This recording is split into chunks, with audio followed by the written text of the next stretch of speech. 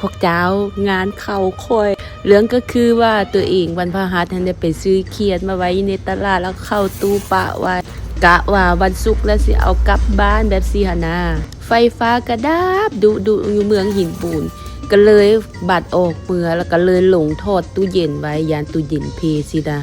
บัดสุดท้ายค่ะกลับมาวันจันทร์ไขประตูห้องการขึ้นพ่อแม่เอ้ยคือว่ามีศพยังตายอยู่ในห้องการว่ามาเบิ่งกิเกียมตายว่าทำอิฐนางไปนางมากินมันยังโบหายที่เทไข่ตู้เย็นออกมา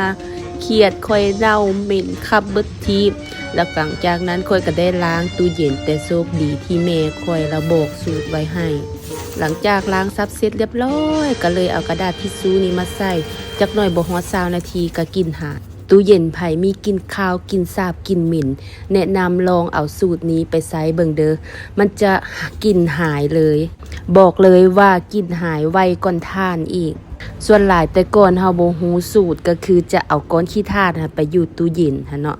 บัดนี้ลองแนะนำเปลี่ยนเอากระดาษทิชชู่เบิ่งเด้อบ๊ายบาย